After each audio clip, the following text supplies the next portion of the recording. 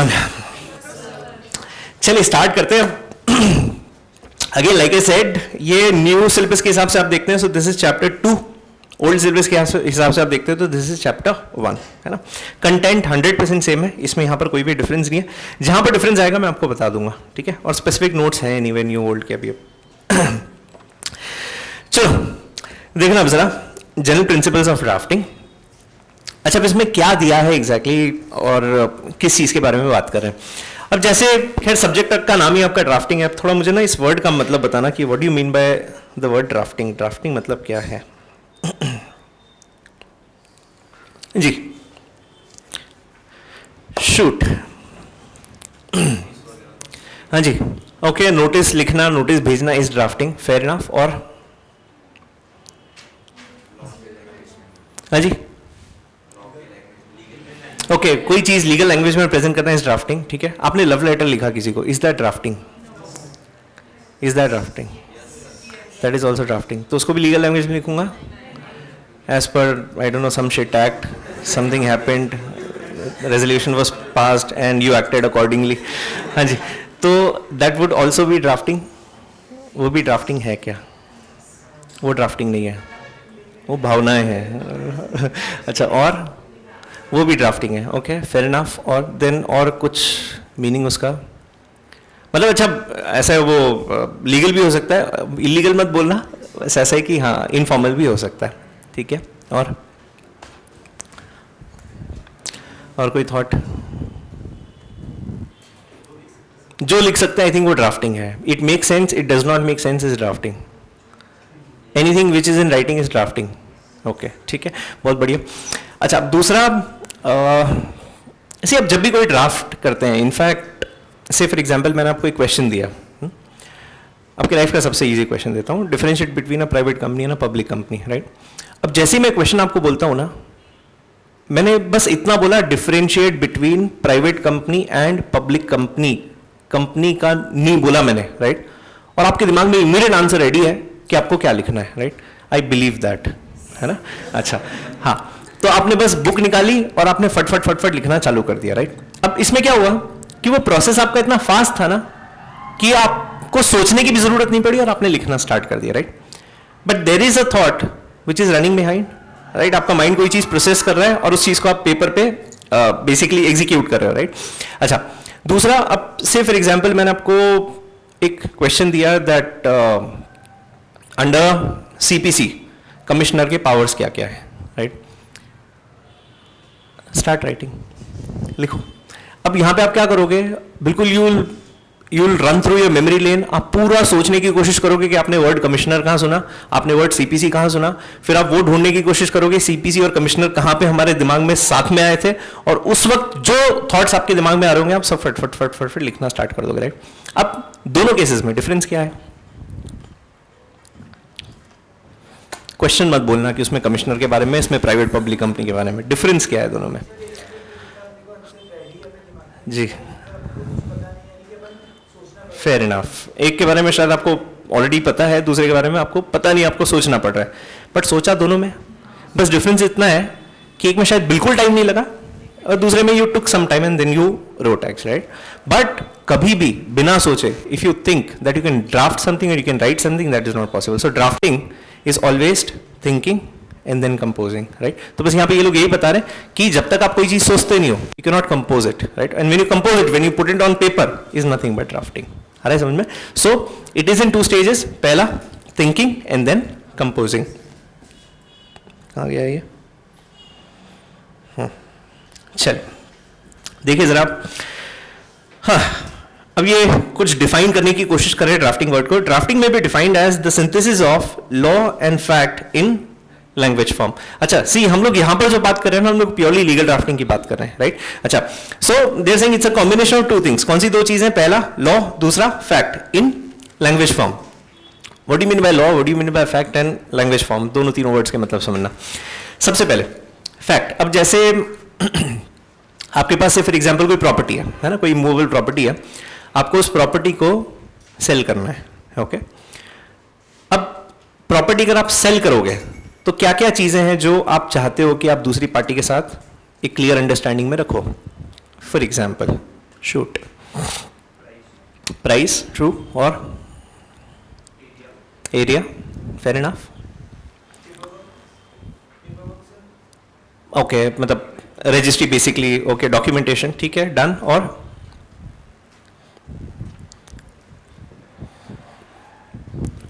Property का description लिखोगे, दोनों पार्टीज का डिस्क्रिप्शन लिखोगे, है ना। अच्छा, और फिर इंडेमनिटीज आ गई, डिस्प्यूट आ गया, डिफॉल्ट आ गई, कल से कोई इशू आ गया तो क्या करना है, पेमेंट कैसे मिलेगा आपको, सब चीजें लिखोगे उसके अंदर, राइट। अब ये सारे के सारे क्या है, फैक्ट्स है। फैक्ट्स है मतलब उस प्रॉपर्टी से रिलेटेड जो भी रिलेवेंट इन्फॉर्मेशन है वो सब चीजें क्या बन गई, फैक्ट्स, राइट। अच्छा, पहला। दूसरा, अब आपने सिंपली ऐसा लिख के दे दिया, ये प्रॉपर्टी मेरी थी, अब तेरी हो गई क्या ट्रांसफर। इमूवेबल प्रॉपर्टी की बात कर रहा हूं, नहीं, there is a process which is involve, right. आपको लॉ में ऑलरेडी कुछ चीजें बताई हुई है कि भाई अगर आपको प्रॉपर्टी सेल करनी है, कोई इमूवेबल प्रॉपर्टी सेल करनी है, तो उसके ऊपर आपको स्टैम्प ड्यूटी पे करनी है, उसको आपको रजिस्ट्रेशन करवाना है, उसकी आपका पोजेशन ट्रांसफर करना है, उसकी ओनरशिप आपको ट्रांसफर करना है, राइट। सब रजिस्ट्रार के ऑफिस में आप इंटीमेशन दोगे, वहां पे प्रॉपर्टी डॉक्यूमेंट्स में चेंजेस करवाओगे, ये सारी चीजें, right. That is nothing but part of law. तो आपने क्या किया, वो जो फैक्ट्स थे उसको अपनी लीगल लैंग्वेज में प्रेजेंट किया, you scribbled it on a piece of paper, और दोनों पार्टीज ने उसको एग्जीक्यूट कर लिया, right, in language form. What do you mean by language form, जो लीगल लैंग्वेज हम लोग यूज करते हैं, आपने उस फॉर्म में उसे फ्रेम करके और आपने उसे प्रेजेंट किया, is nothing but drafting. So two things, पहला फैक्ट, दूसरा law, third in language form, है ना। So that is nothing but drafting. अच्छा, सेकेंड देखिए, the process of drafting operates in two planes. कौन सा, पहला they're saying conceptual, second verbal. Again, जब तक थॉट प्रोसेस इन्वॉल्व नहीं है आप एनीवे कोई चीज कंपोज नहीं कर सकते हो। तो देखो सर, यहाँ पे ये लोग क्या बोल रहे हैं, drafting therefore is first thinking and then composing, right. पहले आप एक थॉट लेते हो और उसके बाद हम लोग क्या करते हैं, उस चीज को कंपोज करते हैं। डन। अच्छा, नीचे कुछ फॉर्म्स दिए ड्राफ्ट्स के, एनीवे अब इस पे बहुत फोकस मत करना, आगे अपने को ये सब पढ़ना है, बहुत डिटेल में पढ़ना है in fact, right. So it is first thinking and then composing. चलिए आगे देखते हैं। नेक्स्ट एक और word, what do you mean by the word conveyancing. ये वर्ड हम लोगों ने पढ़ा है पहले जी, कन्वेंस। अच्छा, पढ़ा है कि नहीं पढ़ा है, पहले तो ये बता दो। पढ़ा है ना, चलो ठीक है, मतलब गलत तो नहीं बोल रहा हूँ ना मैं, हाँ ठीक है। अब बोलो क्या पढ़ा है।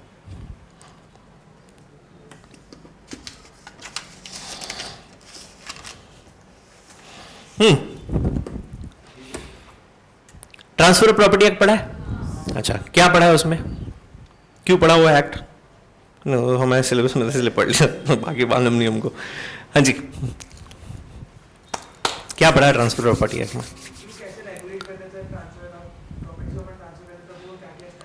ठीक है, मतलब अगर कोई भी प्रॉपर्टी आपको ट्रांसफर, और कौन सी प्रॉपर्टी से डील करता है टोपा, इमूवेबल प्रॉपर्टी। सो अगर कोई भी इमूवेबल प्रॉपर्टी आपको ट्रांसफर करनी है तो उसके लिए क्या रूल्स रेगुलेशन है, क्या आपको देखना है, क्या क्या चीज़ें आपको कंसिडर करनी है, राइट, जब भी आप प्रॉपर्टी ट्रांसफर करते हो।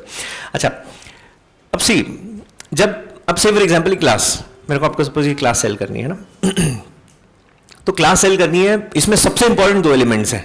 पहला, क्लास का पोजेशन, पोजेशन मतलब क्या, फिजिकल यूज, और दूसरा क्लास की ओनरशिप, इसका टाइटल, है ना, कि कल तक इसके ऊपर मेरा राइट था, आज इस प्रॉपर्टी के ऊपर आपका राइट है। अब यहाँ पे आप क्लास चलाओ, यहाँ पे आप मेडिटेशन हॉल बना दो, या आप इसको डांस बार बना दो, आपकी इच्छा, राइट। तो उसका टाइटल, उसका राइटफुल यूज, आप किस पर्पस के लिए करना चाहते हो वो आप डिसाइड करोगे, मैं डिसाइड नहीं करूंगा। और दूसरा इसका पोजेशन, राइट। ये दो चीजें बहुत रेलेवेंट होती है। Now what do mean by the word conveyancing. Conveyancing मतलब उस अग्रीमेंट का वो पर्टिकुलर क्लॉज, राइट, उस अग्रीमेंट का वो पर्टिकुलर क्लॉज जो बात करता है transfer of ownership from the seller to the buyer, right. मतलब अच्छा, अग्रीमेंट में हम लोग लिखते हैं transfer of possession, transfer of ownership, consideration, description of the property, dispute, default, ये सारी चीजें आप अग्रीमेंट में लिखोगे, राइट। तो पूरा अग्रीमेंट कन्वेंसिंग का पार्ट नहीं है, राइट। उस अग्रीमेंट का सिर्फ वो पर्टिकुलर क्लॉज जो किसके बारे में बात कर रहा है, ओनरशिप ट्रांसफर के बारे में बात कर रहा है, that is nothing but convincing. Conveyancing मतलब कोई चीज कन्वे करना। यहां पर आप क्या कन्वे कर रहे हो, उस प्रॉपर्टी की ओनरशिप हम लोग किसे ट्रांसफर कर रहे हैं, दूसरी पार्टी को ट्रांसफर कर रहे हैं। आ रहे समझ में। So what do mean by conveyancing, that specific clause in that agreement which talks about transfer of those rights to the other party, right, जिसके थ्रू हम लोग क्या करते हैं, उसकी ओनरशिप ट्रांसफर करते हैं। तो सी, दो तीन वर्ड्स हैं अभी जो हम लोगों ने पढ़े हैं। पहला ड्राफ्टिंग, क्या पढ़ा आप लोगों ने, पहला it is a combination of fact and law, है ना। दोनों का combination in which form? In language form. अच्छा, फिर आपने एक चीज ये भी पढ़ी कि drafting is first thinking and then composing. तो पहले आप आपका थॉट प्रोसेस क्लियर करते हैं, उसके बाद फिर हम लोग क्या करते हैं, उसे you frame it in words.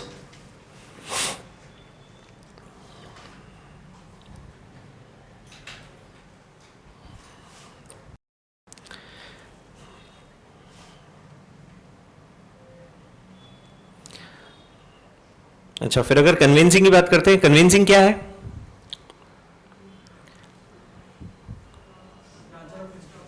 हाँ जी, वो पर्टिकुलर क्लॉज या फिर वो right which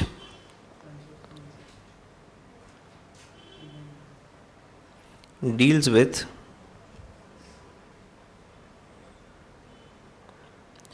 transfer of interest from the seller to the buyer। किसके बारे में बात करता है? वो पर्टिकुलर क्लॉज जो ओनरशिप ट्रांसफर के बारे में बात करता है, from the seller to the buyer.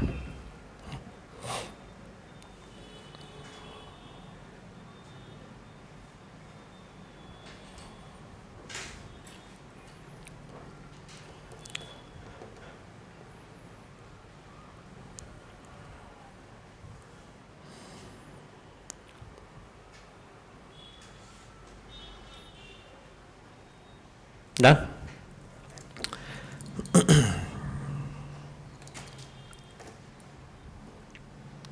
अच्छा, अब मैं अगर आपसे पूछूं ड्राफ्टिंग और कन्विंसिंग में डिफरेंस क्या है? मतलब कंपेरेबल भी नहीं, आई अंडरस्टैंड, बट डिफरेंस क्या है अदरवाइज?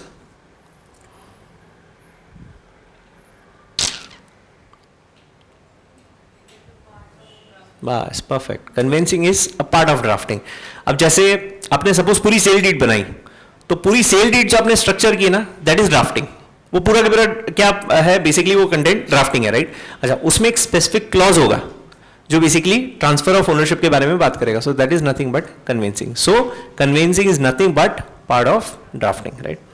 चलो चेक करना, यहां पर बस आपको यही चीज बताई हुई है कि जो किस पे ज्यादा फोकस कर रहा है, transfer of property from one person to another, that is nothing but conveyancing. और ड्राफ्टिंग अगेन जनरल है, which includes drafting of the entire document, right? जहां पे आपने पूरा डॉक्यूमेंट ड्राफ्ट किया वो ड्राफ्टिंग है, और उसका एक स्पेसिफिक क्लॉज जो किसके बारे में बात कर रहा है, ओनरशिप ट्रांसफर के बारे में बात कर रहा है, is nothing but convincing. Clear है सबको? आगे देखना। अच्छा, next distinction between convincing and contract. अब कॉन्ट्रैक्ट क्या है, ये तो आपने पहले भी बहुत पढ़ा है जी, बोलो क्या होता है कॉन्ट्रैक्ट? क्या होता है? An agreement enforceable by law is a contract. Okay, अच्छा, कॉन्ट्रैक्ट किसके बारे में बात करता है? बोलो जनरल लॉ, किसी के बारे में बात नहीं करता। हाँ जी, कॉन्ट्रैक्ट किसके बारे में बात करता है? ओके, परफेक्ट, बस इसी को हम थोड़ा सा चेंज कर देता हूँ। पार्टीज की अंडरस्टैंडिंग मतलब क्या है? Talks about the rights and obligations of both the parties, है ना? कि अगर कोई सिचुएशन है, अगर कोई अंडरस्टैंडिंग है दोनों पार्टीज के बीच में, तो दोनों पार्टीज के राइट्स क्या है और दोनों पार्टीज के ऑब्लिगेशंस के against each other, right? Is nothing but the main object of contract. अच्छा, अब ये लोग किसके बीच में डिफरेंशिएशन करने की बात कर रहे हैं? Convincing and contract. Now convincing मतलब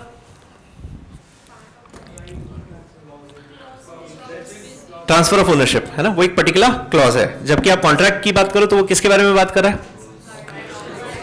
सारे के सारे राइट्स एंड ऑब्लिगेशंस। तो वो सिर्फ ओनरशिप के बारे में बात नहीं कर रहा है, वो हर पर्टिकुलर राइट के बारे में बात कर रहा है जो उस अग्रीमेंट से रिलेटेड है। अब जैसे फॉर एग्जांपल आप सपोज कोई प्रॉपर्टी सेल करते हैं, राइट? तो आपने जब सेल किया, आपका इंटेंशन ऐसा था कि आप उसे उस पर्टिकुलर पर्पस के लिए ही यूटिलाइज करो, agricultural land for example, right? बहुत लोग क्या करते हैं, कन्वर्ट कर लेते हैं agricultural to non agricultural. NA land, आपने एनए प्लॉट बहुत सुना होगा, राइट? तो वो agricultural to non agricultural convert कर लेते हैं। अब जब आपने किसी को जमीन बेची ना, तो आपने इस कंडीशन के साथ बेची कि ये जमीन हमेशा सिर्फ और सिर्फ एग्रीकल्चर पर्पस के लिए यूज होगी, बाकी आप इसे किसी दूसरे पर्पस के लिए यूज नहीं कर सकते, राइट? इस कंडीशन के साथ आपने वो प्रॉपर्टी सेल की, इज द कंडीशन वैलिड? नहीं। ओके, क्या कारण? ओके, ठीक है। आपने ना कुछ डॉक्ट्रिन्स पढ़े होंगे, अगर टोबा में कुछ आपको याद हो ना, तो any agreement with certain conditions, right? बस वो रीजनेबिलिटी क्या है वो सब्जेक्टिव है, ऑफ कोर्स, राइट? बट ये इस तरीके के transfers are considered valid in the eyes of law, इसमें कोई भी डिस्प्यूट नहीं, कोई आर्ग्यूमेंट नहीं है। इनफैक्ट जैसे बहुत बार होता है ना कि ट्रस्ट की प्रॉपर्टी ट्रस्ट सेल कर रहा है किसी को, या फिर ट्रस्ट कोई प्रॉपर्टी खरीद रहा है, तो स्पेसिफाई कर देते हैं कि आप इसी किसी सोशल रिलीजियस पर्पस के लिए यूटिलाइज करोगे, आप उसे दूसरे पर्पस के लिए यूटिलाइज कर ही नहीं सकते हो, अलाउड ही नहीं है। तो ये जो इस तरीके के रेस्ट्रेंट्स होते हैं, राइट, रेस्ट्रेंट ऑन ट्रांसफर आपने पढ़ा होगा शायद डॉक्ट्रिन, राइट? तो जहां तक रीजनेबल है वहां तक वो कंडीशंस वैलिड है, उसके बाद वो वॉइड है, राइट? अच्छा, अब यहां पे अब आपकी कंडीशन है कि आपको एग्रीकल्चरल पर्पस के लिए वो जमीन यूटिलाइज करनी है, बाकी आप किसी के लिए नहीं कर सकते हो। तो इनका क्या कहना है, अब उससे में जितनी चीजें आ गई है, राइट, कि अब मेरे को क्या एक्टिविटी करना है वहां पर, किस तरीके से एक्टिविटीज करूंगा, इनकम कैसे जनरेट करूंगा, ये सब क्या है, this is a part of contract. इससे कन्वेंसिंग का कोई लेना देना नहीं, कन्वेंसिंग का सिर्फ एक ही चीज से लेना देना है, which is what? Transfer of interest in that particular property. समझ में आ रहा है? तो अच्छा, कन्वेंसिंग कहां पर डिफाइंड है, कहां पर कवर्ड है, कौन से एक्ट में? Transfer of property act. Contract जो राइट्स एंड ऑब्लिगेशंस है वो कहां पर है? आईसी है ना, इंडियन कॉन्ट्रैक्ट एक्ट में लिखा हुआ है। तो बस यहां पे बस वही चीज बताई हुई है कि कन्वेंसिंग सिर्फ और सिर्फ किसके बारे में बात करता है? ओनरशिप के बारे में बात करता है, जबकि कॉन्ट्रैक्ट किसके बारे में बात करता है? It talks about rights and obligations of both the parties.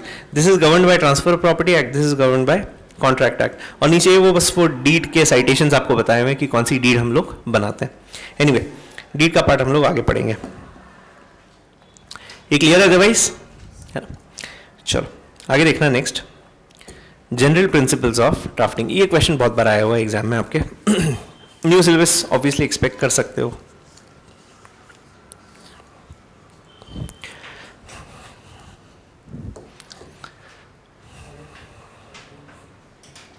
हाँ जी, अब क्या क्या प्रिंसिपल्स हैं चेक करना जरा। फाउलर्स 5 रूल्स ऑफ ड्राफ्टिंग, ये फर्स्ट प्रिंसिपल। अच्छा, क्या बोलना है भाई साहब का? अब ये कुछ थॉट्स इन्होंने बताया कि क्या क्या चीज़ें आपको बेसिकली ध्यान में रखनी है जब भी आप कोई चीज़ ड्राफ्ट करते हैं। चेक करना जरा क्या है। First they're saying prefer the familiar word as to the far fetched word, right? अच्छा, जैसे कुछ वर्ड्स ना बहुत ईजी होते हैं, याद करने में आसान होते हैं, आपको बहुत डिफिकल्ट नहीं लगते, राइट? कुछ लोग ऐसे वर्ड्स यूज करते हैं, या फिर आप इनफैक्ट वोकैबुलरी देखना, राइट?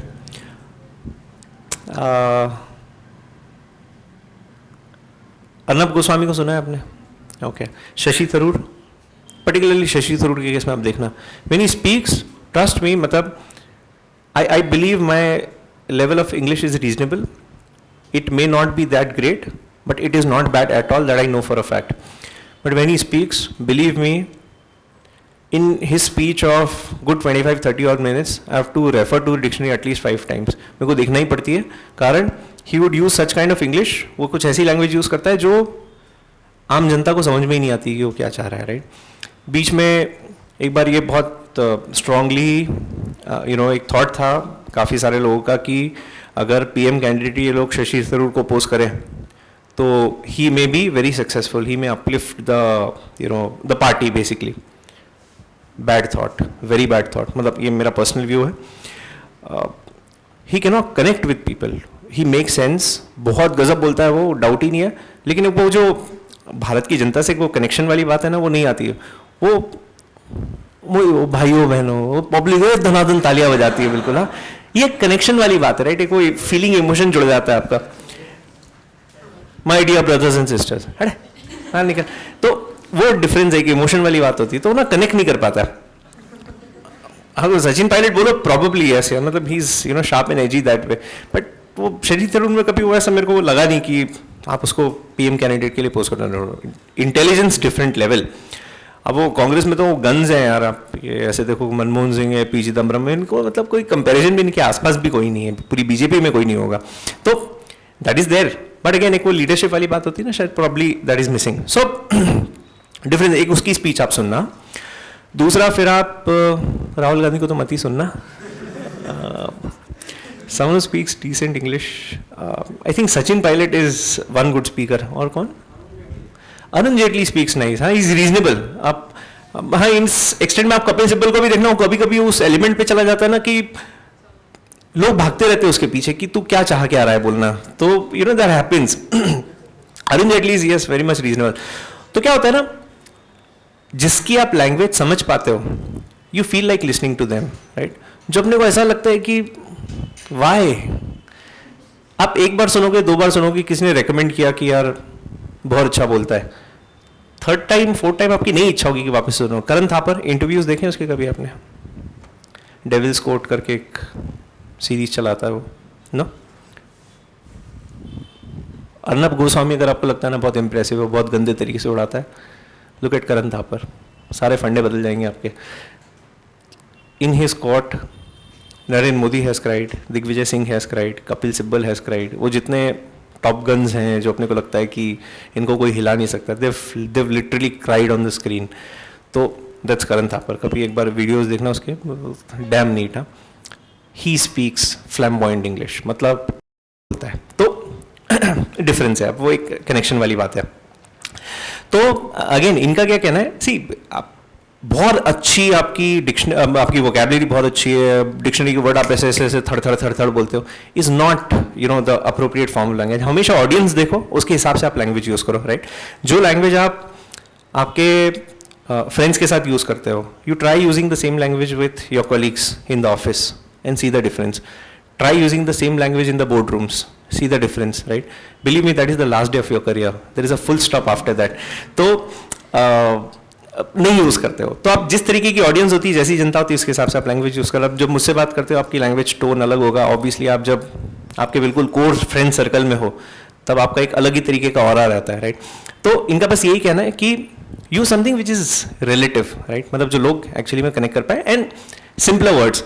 अभी आप ग्लोबली जहाँ पर देखोगे ना, everyone is promoting simple and plain English. Everyone is promoting, because language का main object is not to show off. Language का main object, main purpose क्या है? Is to convey a message, right? और वो सिर्फ तब हो सकता है जब लैंग्वेज आपकी बहुत जनरल हो और बहुत सिंपल हो. एक इंडियन को इंग्लिश यूज़ करते हुए देखना और एक अमेरिकन को इंग्लिश यूज़ करते हुए देखना, हमारी मदर टंग इंग्लिश नहीं है, राइट. लेकिन फिर भी हम लोग कोशिश करते हैं कि अमेरिकन से ज़्यादा अच्छी इंग्लिश बोल पाए. उनकी मदर टंग इंग्लिश है, राइट. लेकिन फिर भी वो इतनी सिंपल इंग्लिश यूज़ करते हैं ना कि आप यू फील कनेक्टेड.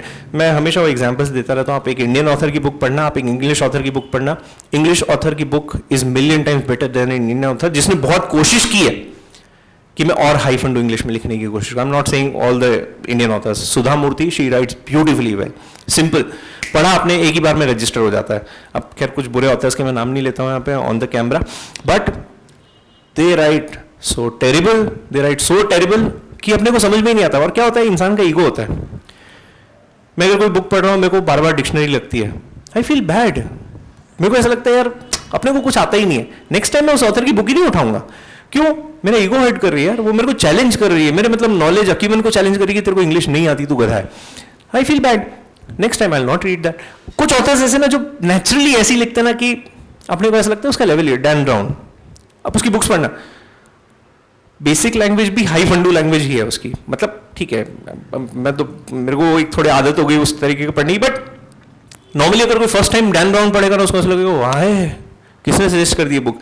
तो डिफरेंस है. तो लेकिन यहाँ पे ये लोग क्या बोल रहे हैं कि अब जितने सिंपल वर्ड्स यूज करोगे, आई थिंक इतना अच्छा है रीडर के पॉइंट ऑफ व्यू से. सेकंड देखिए, prefer the concrete word to the abstract.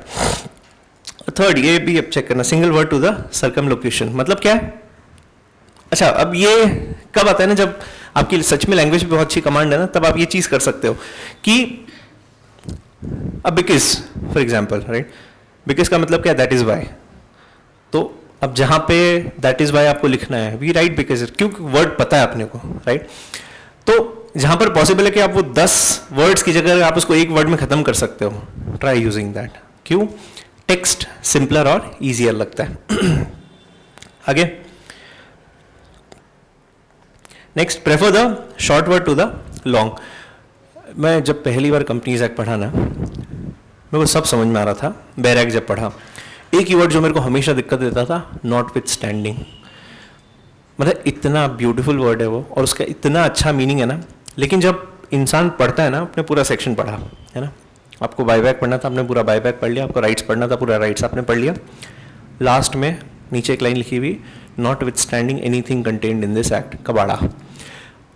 अभी तक जो भी पढ़ा है उसका कोई मतलब नहीं है, पहले ये समझ, इसके बाद वापस से जो तूने ऊपर पढ़ा है वो फिर से पढ़, ये उसका मतलब है कि not with standing anything contained in this act of what ever you read till now, right, this provision has overriding effect, ये उसका सिंपल मतलब है, right.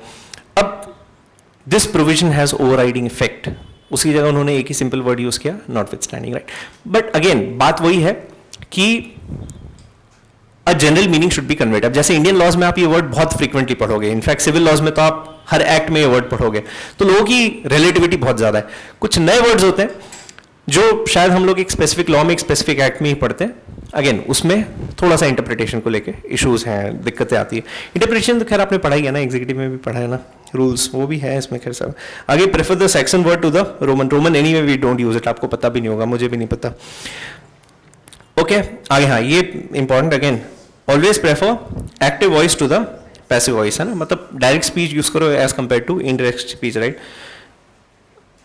My name is Vikas, Vikas is my name, right, तो वो my name is Vikas sounds familiar and simpler. अब actually क्या हो गया ना कि बोलते सुनते हुए ये चीजें इतनी प्रीडोमिनेंट है ना कि जब मैं साइड भी करता हूं ना तो इंसान का जैसे कौन बोलता है, कुछ भी बोल रहा है, तो वो इसलिए है ना क्योंकि प्रैक्टिस से आप बहुत ज्यादा, हम लोग by default active voice use करते हैं। ये एक्टिव पैसिव कहाँ यूज करते हो ना आप, वो ग्रेजुएशन के पेपर्स, आपके लॉ के पेपर्स, उसमें आप देखना ये एक्टिव पैसिव बहुत खेलते हैं इंसान। तो आपने पूरा एक पैराग्राफ पहले एक्टिव वॉइस में लिखा, क्योंकि आते ही नहीं आंसर, पेज भरना है वो तो वेट के हिसाब से मार्क मिलता है, फिर आपने 2 पॉइंट्स अलग लिखे, फिर चौथा पॉइंट आपने जो ऊपर लिखा था एक्टिव वॉइस में उसको नीचे आपने पैसिव वॉइस में कन्वर्ट कर दिया। मेरे ख्याल से आई थिंक वो सबसे सिंपल एग्जांपल है डिफरेंशिएट करने का कि एक्टिव वॉइस क्या और पैसिव वॉइस क्या। We do that very often, right. मैंने भी ऐसे लिखे है सब पेपर, तो खैर CS में मत करना भाई, है ना, CS में एक ही भाषा में चलने देना जो उसको अच्छा लगता हो, बहुत दिक्कत है इधर। हाँ जी, तो ये सब क्या है, these are some general principles जो आपको बेसिकली ध्यान रखने, इस पे बहुत बार क्वेश्चन है एग्जाम में। मतलब इस चैप्टर से अगर आप देखो जिस पे सबसे ज्यादा क्वेश्चन है, दिस इज द टॉपिक। आगे देखिए नेक्स्ट, स्केच और scheme of the draft document. What do you mean by sketch और स्कीम? अच्छा, जैसे आप जब भी कोई डॉक्यूमेंट बनाते हैं ना, there is a proforma, right, उसका एक फॉर्मेट होता है। यू सीन मिनट्स देखे आपने शायद, किसी ने देखे होंगे, बनाए हो तो पता नहीं मुझे, 1 आर्टिकलशिप की है आपने इसलिए प्रॉब्ली, बाकी नहीं देखा होगा। Okay, resolution, everyone has seen, everyone has drafted resolution, है ना। अच्छा, जब अपने को कोई चीज़ आती है we should not, we should say yes, कोई चीज़ नहीं आती तो वी शुड से नो, है ना। ये ऐसा मेरे को स्कूल में सिखाया था क्लास 2 में, प्रॉब्ली आपको स्कूल में भी सिखाया होगा शायद ना। अच्छा, तो नो, रेजोल्यूशन जब आप बनाते हो ना तो उसका एक फॉर्मेट है, एक तरीका है ना। से फॉर एग्जांपल आपको ऑथराइज कैपिटल इंक्रीज करनी है, तो डायरेक्टली लिख देते क्या, my earlier authorise capital was this, my new capital is this, approve करते हो ऐसे? नहीं, एक तरीका है लिखने का। अच्छा, you seen a notice, general meeting का नोटिस, बोर्ड मीटिंग का नोटिस हम लोगों ने देखा है। अच्छा, उसका एक फॉर्मेट है। Now there is a difference between writing a notice and writing a resolution, दोनों में डिफरेंस है ना, क्योंकि दोनों के अलग अलग फॉर्मेट्स हैं। तो यहाँ पर भी ये लोग सेम चीज़ बोल रहे हैं कि जब भी आप कोई चीज़ ड्राफ्ट करते हो, right, make sure you do it in the right format. Is what you mean by sketch of that particular document, right. तो स्केच का मतलब क्या है कि उसको आपको किस स्ट्रक्चर में, किस तरीके से आपको उसे प्रेजेंट करना है ना। So this is nothing but the format और स्ट्रक्चर। हाँ जी, आगे देखिए next, skeleton draft and it's self appraisal. What do you mean bye skeleton draft? एक बेसिक ड्राफ्ट। स्केलेटन ड्राफ्ट मतलब क्या है कि अब एक बार आपने स्ट्रक्चर डिसाइड किया, उसके बाद हम लोग कंटेंट फिल करते हैं उसके अंदर, है ना। अब जैसे आप फॉर एग्जांपल आप जनरल मीटिंग का नोटिस बना रहे हैं, तो आपको पता है कि आप ऊपर ने नोटिस लिख दिया, आपने notice hereby given that a meeting of the shareholders of the company scheduled to be held on day date time place to transact the following business 1 2 3 4 ordinary business, special business. नीचे आपने जो भी authority थी सारे आपने notes लिख दिए, last में आपने साइन कर दिया। ई वोटिंग का था तो ई वोटिंग के रूल्स आपने पब्लिश कर दिए, उसका फॉर्मेट है। लास्ट में आपने attendance slip, proxy form, route map, तीनों चीजें अटैच कर दी। ये नोटिस बन गया आपका। अच्छा, अब पहले आपको स्ट्रक्चर पता था, फिर आप क्या करोगे, उसमें सारी की सारी इंफॉर्मेशन फीड करोगे। अब जैसे जो फॉर्मेट आपने देखा, जो टेम्पलेट आपने देखा, उसमें ऐसे लिखा हुआ है day bracket, date bracket, time bracket, place bracket, structure आपको दिया हुआ है। तो आप क्या करोगे, actual day date time place उसके अंदर फीड कर देते हो कि सच में आपकी वो जनरल मीटिंग कब है। अरे समझ में, इस what you mean bye skeleton, मतलब एक बार आपने स्ट्रक्चर डिसाइड किया, उसका फॉर्म फॉर्मेट डिसाइड किया, उसके बाद फिर हम लोग क्या करते हैं, उसके अंदर कंटेंट फीड कर देते हैं। Is skeleton. सेल्फ अप्रेजल मतलब क्या होता है, रिव्यू करते हो आप जब कोई चीज लिखते हो, so we review that, right. अच्छा, अब एग्जाम्पल्स देखना। जैसे एग्जाम में तो आई डाउट आपको कभी टाइम मिलता होगा कि आपने पूरा पेपर पढ़ा और बाद में सब आपने चेक किया होगा, लेकिन अगर आपको स्कूल में याद हो ना, स्कूल में आपको टीचर्स हमेशा ऐसे सिखाते थे कि फिनिश योर पेपर फास्ट, उसके बाद पूरा पेपर स्टार्ट टू एंड एक बार चेक करो आप, राइट, कि आपने सब कुछ लिखा है कि नहीं, लाइन खींचना है, अंडरलाइन करना है, मार्जिन बनाना है, वो सब चीजें आपको सिखाते थे, राइट। और उस वक्त कितना टाइम था। अनफॉर्चुनेटली आप यहाँ पे अगर प्रोफेशनल पेपर्स में आप ये एक्सपेक्ट करोगे कि इतना लग्जरी ऑफ टाइम है कि पहले 10-15 मिनट आपने पेपर पढ़ा, समझा, फिर आपने ऑब्जेक्टिविटी डिसाइड की कि पेपर अच्छा है कि बुरा है, फिर आपने आसपास देखा लोगों को कि सबको कैसा लग रहा है, फिर आपने जो आपका खास दोस्त था उससे इशारे में पूछा क्या जम रहा है, उसने बताया। तो ये पूरे कम्युनिकेशन के बाद आपने पेपर लिखना चालू किया और उसके बाद फिर आपको चेक करने का टाइम मिला कि भाई हाँ पेपर सही लिखा है कि नहीं लिखा है आपने। ये इतना लग्जरी ऑफ टाइम आपको यहाँ पर तो नहीं मिलने वाला। तो यहाँ पे आप क्या करते हो, गड़गड़ गड़ करके सब थोड़ा लिख देते हो। But when you draft something professionally, right, and when you are sending something to your client, आप किसी को रिप्रेजेंट कर रहे हो, तो ऑब्वियस ही बात है जो आपने लिखा है हम लोग उसे वापस से रिव्यू करते हैं। How many of you write diaries? Too lazy do that और too busy to do that? पहले लिखते थे, फिर किसी ने एक बार पढ़ ली होगी खोल के, उसके बाद बंद कर दी। अच्छा, उसके पहले लिखते थे कुछ अलग। अब किसी ने अगर पहले लिखी हो, बंद कर दी हो, जो भी XYZ रीजन रहे हो, आप देखना, मतलब आई डू दैट क्या, if you to go back to memory lanes, I think pick up one of those stuffs which you wrote few years back, right. वो भी 10 years चैलेंज बहुत चल रहा है ना, सम स्टूपिड शिट। तो मैं पहले मैं बहुत लिखता था यार, वो बहुत मेरे को अच्छा लगता है लिखना, मुझे आज भी बहुत पसंद है। तो last evening I actually opened a book जो मैंने बहुत पहले लिखी थी। वो एक बार मेरी किसी घर वालों ने पकड़ ली डायरी, उसके बाद बंद कर दिया मैंने बहुत रिस्की मामला, पूरी लाइफ खोल के रखी हुई। साला किसी दिन मरमुरा गए ना, अपने मरने के बाद घर वाले रिस्पेक्ट नहीं करेंगे कि साला क्या औलाद पैदा की है, तो मैंने बंद कर दिया। उसके बाद मतलब जैसे मैं बिगड़ा ना, मैंने डायरी लिखना ही बंद कर दी। तो it has all the fair notes of my life. So I was just reading that, and when I was reading that, अब खैर मैं ड्राफ्टिंग के पॉइंट ऑफ व्यू से आपको बताऊँ, इट्स नॉट अबाउट इमोशंस। तो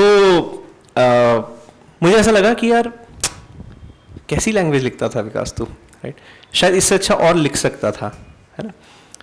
अब अगर सेम पेज मैं आज वापस से लिखता हूँ, सो मैं मेरे आज के नॉलेज के हिसाब से उसी चीज़ को प्रेजेंट करूंगा। तो शायद पहले जिस चीज़ को लिखने में मुझे एक पेज लगा, उस चीज़ को मैं आज अगर मुझे बोलोगे तो मैं 4 लाइन में लिख सकता हूँ बहुत comfortably, right. Possibly when I read the same thing after 10 years from now, right, may be a 20 year challenge, my flow of language would naturally be different, right. In fact खैर आप बहुत पहले की बात भी मत करना, अब तो आप जो नोट्स बनाते हो ना, आपने जब नोट्स बनाए थे, राइट, और जब आप उसको पढ़ते हो, एक बार तो पढ़ोगे एग्जाम के पहले, है ना, तो आप देखना आपको ऐसा लगता है कि यार इसको और अच्छे तरीके से आप लिख सकते थे, right.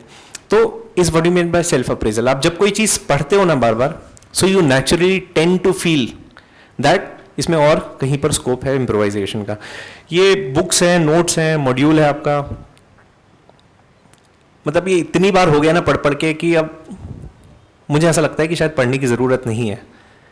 I still read that, and irony of life or the beauty of these books, whenever I read it again, I find something new, a new form of learning that कि मुझे ऐसा लगता है कि शायद मैं कुछ इससे वापस से सीखा हूँ। तो वही चीज़ अगर आप वापस से पढ़ रहे हो ना, डेफिनेटली आपको कुछ ना कुछ नया मिलता है।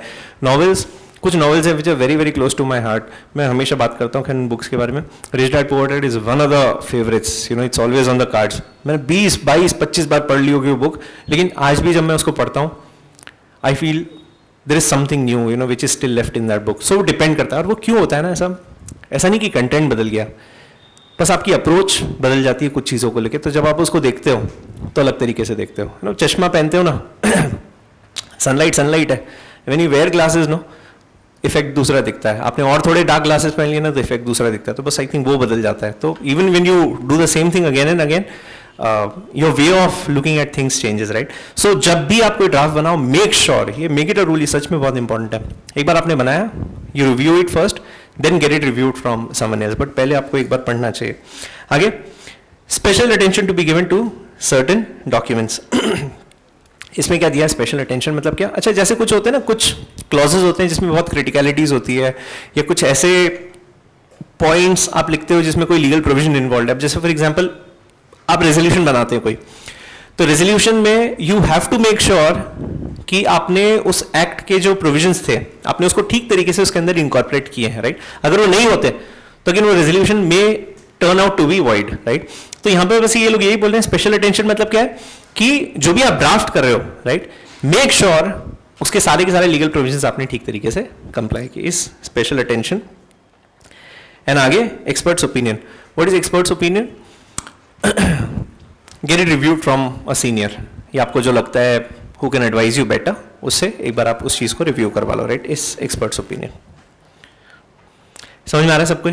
तो ये सारी की सारी ये आपके 5 रूल्स हैं ना, इस पे बहुत बार क्वेश्चंस हैं, लाइक आई सेड। तो पहले आपको वो 5 रूल्स ध्यान रखने, राइट। अच्छा, उसके बाद स्केच, आपका स्केलेटन, स्पेशल अटेंशन मतलब अगर किसी में और आपको डेप्थ में रिव्यू करने की जरूरत है तो आपने उसको रिव्यू किया ठीक से। एंड लास्टली एक्सपर्ट्स ओपिनियन, आपने किसी थर्ड पार्टी से व्यू ले लिया कि वो ड्राफ्ट ठीक बनाया या नहीं बनाया।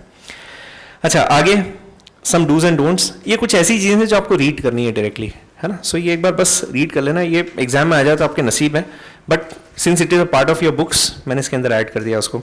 डूज एंड डोंट्स किसके हैं? जब आप कोई चीज ड्राफ्ट करते हैं तो क्या चीजें आपको ध्यान में रखनी, वो सब यहां पर दिया है।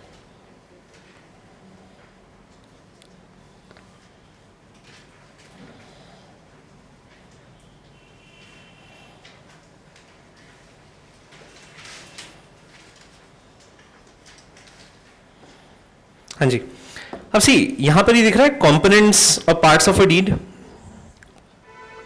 यार ये अभी मत पढ़ना, ओके, पढ़ना जरूर है और बहुत इंपॉर्टेंट है ये भी। मैं आपको क्यों बोल रहा हूँ अभी नहीं पढ़ना है? सी अभी मैं आपको बताऊंगा ना रिसाइटल्स क्या होते हैं, बॉडी क्या होती है, एंडोर्समेंट क्या होते हैं, तो आपको ना सब चीज़ें याद करनी पड़ेगी। हम लोग क्या करते हैं, we'll draft few agreements first. एक बार आपके अग्रीमेंट्स बन गए उसके बाद फिर आप ये पढ़ना ऑपरेटिव क्लॉज क्या होता है, इनऑपरेटिव क्लॉज क्या होता है, फिर आपको इमीडिएटली समझ में आ जाएगा कि आपने कहाँ पर क्या लिखा था, ठीक है। तो पहले इसका जो थोड़ा बहुत प्रैक्टिकल वाला पार्ट है वो हम लोग कर लेते हैं, बाद में थियरी वाला पार्ट देखते हैं। छोड़ना नहीं है, हाँ, ये पढ़ना जरूर है और हम लोग क्लास में पढ़ेंगे। बस ये कि 1-2 अग्रीमेंट्स बनाने के बाद वील सी दिस पार्ट, ठीक है। चलो आगे देखिए, उसके बाद और क्या है इसमें, ये आप सब्सिक्वेंटली देखते हैं ना फॉर द नेक्स्ट 2-3 पेजेस। ये अबेंडम, एक्सेप्शंस, रिजर्वेशंस,